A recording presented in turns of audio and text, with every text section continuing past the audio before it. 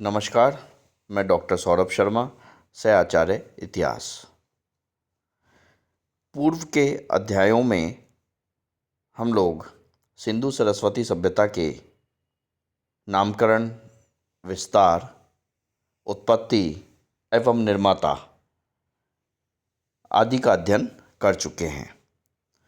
आज जिस टॉपिक का हम लोग अध्ययन करना चाह रहे हैं वो है सिंधु सभ्यता या सिंधु सरस्वती सभ्यता से संबंधित महत्वपूर्ण पुरास्थल कौन कौन से हैं और इन पुरास्थलों से हमें जो यहाँ पर उत्खनन और अन्वेषण किए गए हैं उनके आधार पर इस सभ्यता से संबंधित क्या प्रमुख जानकारियाँ हमें इन स्थलों से प्राप्त हुई है।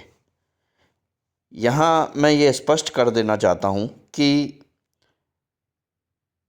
इन पुरास्थलों की जिन विशेषताओं का हम अध्ययन कर रहे हैं ये परीक्षा की दृष्टि से काफ़ी महत्वपूर्ण है, चाहे वो परीक्षा विश्वविद्यालय स्तर की हो या फिर आगे जो प्रतियोगी परीक्षाएं आप लोगों को देनी हैं अपने कैरियर निर्माण की दृष्टि से, उस सभी दृष्टि से या सामान्य ज्ञान की दृष्टि से भी ये बहुत ही महत्वपूर्ण टॉपिक है जिसका कि आज हम अध्ययन करने वाले हैं।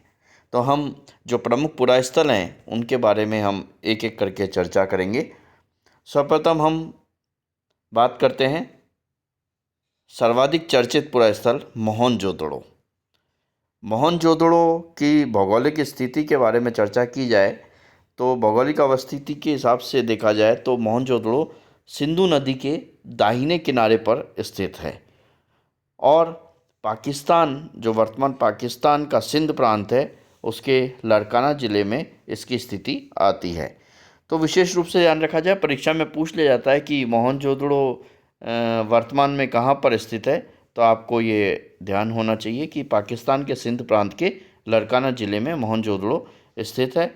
और कभी कभार ये भी पूछ लिया जाता है कि किस नदी के किनारे पर मोहनजोदड़ो स्थित है या नदी के किस किनारे पर मोहनजोदड़ो स्थित है, तो हमें ध्यान रखना है सिंधु नदी के दाहिने किनारे पर मोहनजोदड़ो अवस्थित है। मोहनजोदड़ो से जो कुछ प्रमुख विशेष बातें हमें पता लगती हैं जो यहाँ के अन्वेषण और उत्खनन से हमें मिली हैं, उसमें सबसे प्रथम है वृहत स्नानागार। यहाँ से हमें विशाल स्नानागार प्राप्त हुआ है जिसे अंग्रेजी की किताबों में ग्रेट बाथ के रूप में लिखा जाता है। वृहत स्नानागार का जो माप है वो 39 फीट लंबा, 23 फुट चौड़ा तथा 8 फीट गहरा हमें प्राप्त हुआ है। ये वृहत स्नानागार का एक चित्र है जो आपको बताने के लिए यहाँ पर स्पष्ट किया गया है। इस चित्र में आप देखेंगे कि जो आधुनिक स्विमिंग पूल जिस तरह के होते हैं उस तरह का उसका आदिम रूप हम कह सकते हैं ग्रेट बाथ या वृहत स्नानागार के रूप में मोहनजोदड़ो से प्राप्त हुआ है। इस स्नानागार में आप विशेष रूप से ध्यान देखें कि इसमें उत्तर और दक्षिण दिशा से कुछ सीढ़ियाँ उतर रही हैं जो स्नान करने वाले लोगों के लिए प्रयुक्त की जाती होगी।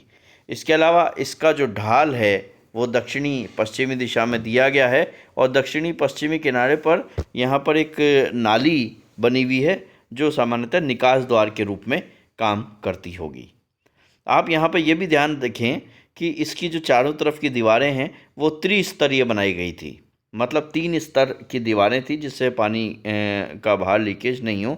उसमें 3 स्तर में आप कह सकते हैं कि पानी के रिसाव को रोकने के लिए जो बाहर की जो दोनों दीवारें हैं वो पकाई गई ईंटों से बनाई गई थी और मध्य की दीवार में कच्ची ईंटों का प्रयोग किया गया था। इस तरह से त्रिस्तरीय दीवार का निर्माण चारों तरफ किया गया था।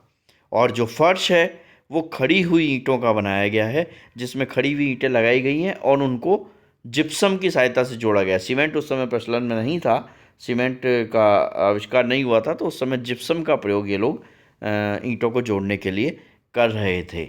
इस प्रकार से इसका पूरा निर्माण किया गया था। पूर्वी दिशा में एक कमरा बनाया गया था जिसमें एक कुआं था और उस कुएं से ही इसको जल आपूर्ति की जाती थी। और जो अंदर की दीवारें थी उसमें बिटुमिन या गिरी पुष्पक का लेप किया जाता था जिससे वो दीवारों में चिकनाहट बनी रहे। तो चिकनी दीवारें बिटुमिन या गिरी पुष्पक का लेप करके यहाँ पर बनाई गई। तो ये स्नानागार का, वृत स्नानागार का विस्तृत विवरण है जो मैंने बताने का प्रयास किया है। ये देखिए, इसमें यहाँ पर ये भी हमने इसको लिख भी दिया है। प्रवेश के लिए दक्षिण और उत्तर की सीटें ईंटों की सीढ़ियाँ बनी हुई थी। दीवारें त्रिस्तरीय हैं और गिरी पुष्पक या बिटुमिन का 1 इंच का मोटा प्लास्टर है और जो फर्श में खड़ी ईंटें हैं उनमें जिप्सम की सहायता से जोड़ा गया है। फर्श का ढाल, जैसा कि अभी मैंने बताया था, दक्षिण पश्चिम दिशा की ओर है और वहाँ पर एक नाली है जो कि निकास के रूप में पानी का, जहाँ से निकास किया जाता था। पूर्व की ओर एक कमरे में कुआं मिला है जो जल आपूर्ति का प्रमुख स्रोत होता था। और स्नानागार के उत्तर में ये ध्यान दें कि 2 पंक्तियों में छोटे छोटे 8 स्नान कक्ष बने हैं जो सामान्यतः शायद कपड़े वगैरह बदलने की दृष्टि से प्रयोग में लाए जाते होंगे। अब प्रश्न ये बनता है कि उस समय में स्नानागार की क्या आवश्यकता होती थी, मतलब इतना बड़ा स्नानागार बनाए जाने का उद्देश्य क्या था। तो ऐसा प्रतीत होता है कोई धार्मिक उत्सव हो या कोई सार्वजनिक समारोह हो, उस समय पर इसको प्रयोग में लाया जाता था। तो संभवतः इसका प्रयोग धार्मिक उत्सव या सार्वजनिक समारोह के अवसर पर किया जाता था। दूसरी जो विशाल यहाँ से प्राप्त हुई है संरचना, वो है विशाल अन्नागार। और मोहनजोदड़ो का जो ये विशाल धान्य कोठार है जहाँ पर अनाज या अन्न का संग्रह किया जाता था, वो सिंधु सभ्यता की सबसे बड़ी इमारत है। इसका आकार की दृष्टि से यदि देखें तो इसका आकार 150 गुणा 50 फीट का होता था और ऐसा प्रतीत होता है कि ये केंद्रीकृत प्रणाली की जानकारी देता है, यानी कोई ना कोई इस तरह की एजेंसी थी या कोई ना कोई इस तरह का जो शासन प्रशासन किया जाता था जिनके द्वारा, उनके द्वारा यहाँ पर अनाज का संग्रहण किया जाता था और यहीं से संगठन और वितरण का कार्य किया जाता था। जब कभी कोई आपदा काल हो या विपत्ति काल हो तो इस संग्रहित अनाज का प्रयोग जनता को बांटने के लिए किया जाता था। तो ये एक तरह का केंद्रीकृत प्रणाली का सूचक लगता है ये विशाल अन्नागार। यह भी स्पष्ट होता है कि 7 से अधिक बार इसका पुनर्निर्माण किया गया था, यानी हो सकता है बाढ़ के पानी से बार बार ये टूट जाता हो, तो इसका पुनर्निर्माण का भी प्रयास बार बार किया गया है। ये देखिए विशाल अन्नागार या का ये यहाँ पर स्पष्ट रूप से चित्र नज़र आ रहा है। कांसे की नर्तकी की मूर्ति, मोहनजोदड़ो से एक प्रसिद्ध कांसे की नर्तकी की मूर्ति प्राप्त हुई है। ये कांसे धातु की बनी हुई है और इस मूर्ति की भावभंगिमाएँ बड़ी सजीव और गतिशील हैं। ये एक डांसिंग गर्ल के रूप में इसको आप देख सकते हैं। कार्ल्टन नामक विद्वान ने इसकी काफ़ी प्रशंसा की है। इस मूर्ति में बड़ी स्वाभाविकता स्पष्ट रूप से नज़र आती है। कई बार प्रश्न ये परीक्षाओं में पूछा जाता है कि कांसे की नर्तकी की मूर्ति कहाँ से प्राप्त हुई है, तो आपको स्पष्ट रूप से ध्यान रखना है कि कांसे की नर्तकी की मूर्ति मोहनजोदड़ो नामक पुरा स्थल से प्राप्त हुई है। इसके अतिरिक्त मोहनजोदड़ो के ऊपरी स्तर से घोड़े के अवशेष मिले हैं, यानी घोड़े के कुछ अवशेष या मोहनजोदड़ो के कुछ स्तरों से, कुछ उसके हड्डियों के कुछ इस तरह के अवशेष वहाँ से प्राप्त हुए हैं। इसके अतिरिक्त मोहनजोदड़ो में एक स्थान पर शवों को दफनाने के प्रमाण भी मिले हैं, यानी एक स्थान पर कई शवों को एक साथ दफना दिया गया है। अब वो हो सकता है युद्ध की कोई परिस्थिति रही हो या कोई अन्य परिस्थिति रही हो जिसमें एक साथ कई शवों को दफनाया गया है। इस तरह का प्रमाण भी हमें यहाँ से प्राप्त होता है। इसके बाद जो द्वितीयक जो पुरा स्थल जो सर्वाधिक महत्वपूर्ण है वो हड़प्पा, जिसके नाम पर इस सभ्यता का हमने देखा था नामकरण में हड़प्पा सभ्यता नाम दिया गया था, क्योंकि सर्वप्रथम खोज हड़प्पा से ही हुई थी। वर्तमान भौगोलिक अवस्थिति के बारे में चर्चा की जाए तो हड़प्पा वर्तमान में पाकिस्तान के पश्चिमी पंजाब प्रांत के मोंटगोमरी ज़िले में स्थित है। यह विशेष रूप से ध्यान रखना है कि हमने सिंध प्रांत में मोहनजोदड़ो है और हड़प्पा जो है वो पश्चिमी पंजाब प्रांत के मोंटगोमरी ज़िले में है और यह रावी नदी के बाएं किनारे पर स्थित है। तो ये दोनों चीज़ें बातें स्पष्ट रूप से हमें ध्यान में होनी चाहिए। हड़प्पा से भी अन्नागार के प्रमाण प्राप्त हुए हैं। यहाँ अन्नागार छः छः की दो पंक्तियों में निर्मित किए गए हैं। यानी दो पंक्तियों में 6 और 6 की संख्या में कुल 12 अन्नागार यहाँ से प्राप्त हुए हैं। और इन दोनों पंक्तियों के मध्य में 23 फीट का चौड़ा मार्ग भी है। सभी अन्नागारों का आकार समान है। प्रत्येक अन्नागार 50 फीट लंबा और 20 फीट चौड़ा है। और अन्नागार का जो प्रमुख द्वार है वो रावी नदी की ओर है। और ऐसा प्रतीत होता है कि यह अन्नागार भी राजकीय होता था, जहाँ पर राज्य की तरफ से अनाज का संगठन और वितरण किया जाता था। अन्नागार के पास बहुत सारे चबूतरे मिले हैं। शायद इन चबूतरे का प्रयोग अनाज फसल से अनाज को अलग करने के काम में आता था। और यहाँ पर कई एक कमरे के निवास गृह भी मिले हैं, जिसमें संभवतः श्रमिक या मजदूर वर्ग के लोग रहते थे, जो कि धान से अनाज को अलग करने का कार्य किया करते थे। और उसके बाद इस अनाज का यहाँ पर संगठन और वितरण का कार्य किया जाता था राज्य के द्वारा। चन्नूदड़ो, यह पाकिस्तान में मोहनजोदड़ो से 130 किलोमीटर दक्षिण में सिंध प्रांत में अवस्थित है। सिंध, इसकी जो स्थिति है वो पाकिस्तान में मोहनजोदड़ो से सिंध प्रांत में ही मोहनजोदड़ो था, वहाँ से 130 किलोमीटर दक्षिण में है और सिंधु नदी के बाएं किनारे पर स्थित है। यह एकमात्र ऐसा नगर है जो दुर्गीकृत नहीं है। यानी बाकी नगरों से इसको इस तरह से अलग किया जा सकता है कि इसके चारों तरफ कोई इस तरह की रक्षा प्राचीर या सुरक्षा प्राचीर नहीं है, अतः यह दुर्गीकृत नहीं है। चन्नूदाड़ो की जो सबसे बड़ी विशेषता है, ये एकमात्र ऐसा नगर है जहाँ से मनके बनाने के कारखाने के प्रमाण मिले हैं।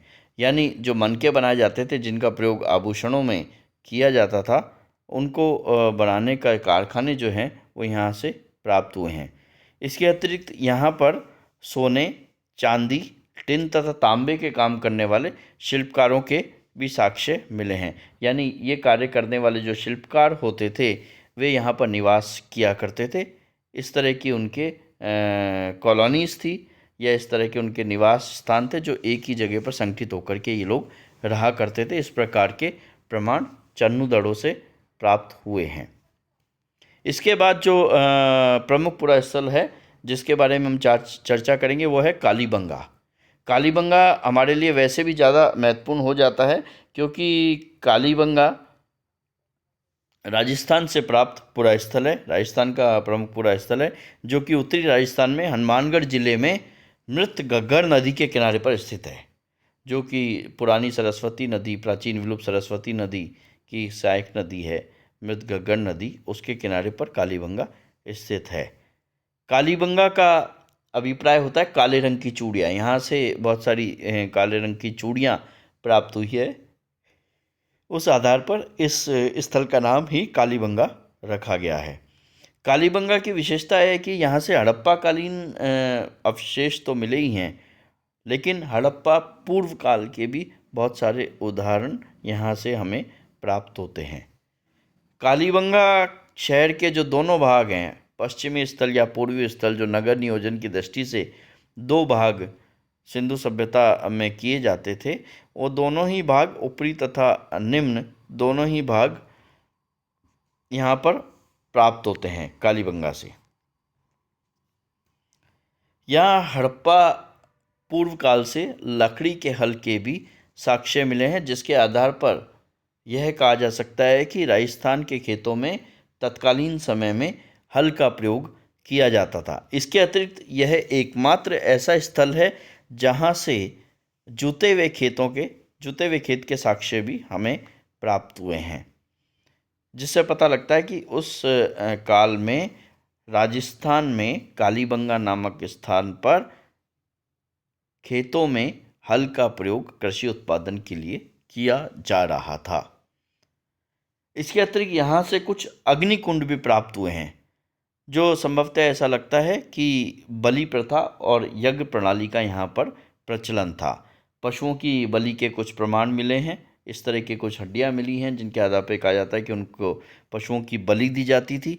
इसके अलावा यज्ञ प्रणाली, यज्ञों पर विशेष उस समय पर ध्यान था, यज्ञ किए जाते थे और उसी में ही पशु बलि का प्रचलन था।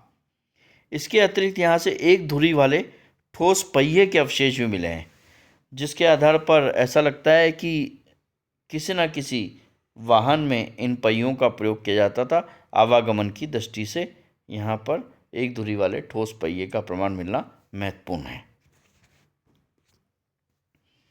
अन्य महत्वपूर्ण पुरास्थल जिसका नाम हमारे समक्ष स्पष्ट होता है वो है लोथल।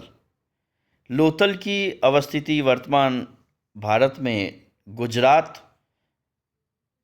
राज्य में कैम्बे या खंबात की खाड़ी के मुहाने पर भोगावा नदी के किनारे पर स्थित है। यह एकमात्र ऐसा स्थल है जहां से हमें कृत्रिम बंदरगाह या विश्व के प्राचीनतम बंदरगाह या जिसको डॉकयार्ड भी कहा जाता है या जिसे गोदीबाड़ा भी कहा जाता है, उसके अवशेष हमें यहाँ से प्राप्त हुए हैं। ये विश्व का प्राचीनतम बंदरगाह है जिसका हमें प्रमाण मिलता है। इस बंदरगाह का औसत आकार 214 गुणा 36 मीटर है और इसकी गहराई 3.3 मीटर वर्तमान में दृष्टिगत होती है। हालांकि एसआरआर के अनुसार शायद ये गहराई थोड़ी सी ज़्यादा हुआ करती थी, लेकिन वर्तमान में 3.3 मीटर हमें दृष्टिगत हो रही है। एसआरआर के अनुसार जिन्होंने यहाँ का उत्खनन किया था, इसकी उत्तरी दीवार में 12 मीटर चौड़ा प्रवेश द्वार है जिससे जहाज आया जाया करते थे। इस प्रवेश द्वार पर लकड़ी का एक गेट होता था जो जहाज़ों के आने के समय पर खुलता था और जहाज़ों का इसमें प्रवेश होता था। मतलब जहाज़ों के आवागमन को नियंत्रित रखने के लिए इस 12 मीटर प्रवेश द्वार पर एक लकड़ी का गेट भी हुआ करता था। यह प्रवेश द्वार भोगावा नदी से जुड़ा हुआ था जिससे यहाँ की गोदी में पानी आया करता था। भोगावा नदी जो कि खंबात की खाड़ी के मुहाने पर स्थित है, अभी बताया, उस नदी से जुड़ा हुआ था प्रवेश द्वार जहाँ से इसके गोदी में पानी आया करता था। ये देखिए विश्व का जो प्राचीनतम बंदरगाह है उसका एक चित्र पुनर्निर्मित करके स्पष्ट करने का प्रयास किया गया है। इसमें खंबात की खाड़ी दिखाई गई है और वहाँ से भोगावा नदी से जुड़ा हुआ एक बंदरगाह, कृत्रिम बंदरगाह या आर्टिफिशियल बंदरगाह दिखाने का प्रयास किया है। जिस लोथल की दृष्टि से इस तरह का पुनर्निर्माण चित्र के माध्यम से किया गया है। इसके अतिरिक्त लोथल इस दृष्टि से भी महत्वपूर्ण है कि यहाँ पर 1800 ईसा पूर्व के चावल के अवशेष प्राप्त हुए हैं कि चावल की खेती क्षेत्र में की जाती थी और ये 1800 ईसा पूर्व में चावल के अवशेष यहाँ से प्राप्त हुए हैं। इसके अतिरिक्त कालीबंगा की तरह अग्नि पूजा के भी यहाँ से प्रमाण हमें मिले हैं और यहाँ जहाज़ों के द्वारा आवागमन होता था, जहाज आते जाते थे और इसीलिए बंदरगाह भी यहाँ से मिला है और यहाँ से जहाज की अंकित मोहरें भी प्राप्त हुई है। इसके अतिरिक्त यहाँ से घोड़े की एक संदिग्ध लघु मणिमती मतलब मिट्टी की बनी हुई छोटी मूर्ति प्राप्त हुई है घोड़े की, जिसके आधार पर लगता है कि यहाँ के लोगों को घोड़े का ज्ञान था। उसके आधार पर ही घोड़े की मूर्ति का निर्माण किया गया है। तो संभवतः हो सकता है कि यहाँ पर घोड़े भी हुआ करते होंगे। सुरकोटड़ा यह एक अन्य महत्वपूर्ण पुरा स्थल है जो कि गुजरात में कच्छ के रण के समीप स्थित है। यह एकमात्र ऐसा स्थान है जहाँ से हमें घोड़े के अस्तित्व के निश्चयात्मक प्रमाण मिले हैं। यहाँ से हमें एक अस्थिपंजर हड्डियों का मिला है जो कि ऐसा प्रतीत होता है कि घोड़े का अस्थिपंजर है। इस आधार पर यह अनुमान लगाया गया कि घोड़े के अस्तित्व के निश्चयात्मक प्रमाण सुरकोटड़ा से प्राप्त हुए हैं। इसके अतिरिक्त सुरकोटड़ा की स्थिति को देखते हुए ऐसा प्रतीत होता है कि विदेशी व्यापार का प्रमुख केंद्र था, क्योंकि यहाँ से कुछ दूसरी स्थानों की मोहरें भी प्राप्त हुई है और उसके आधार पर ऐसा लगता है कि यह विदेश व्यापार का प्रमुख केंद्र हुआ करता था। धन्यवाद।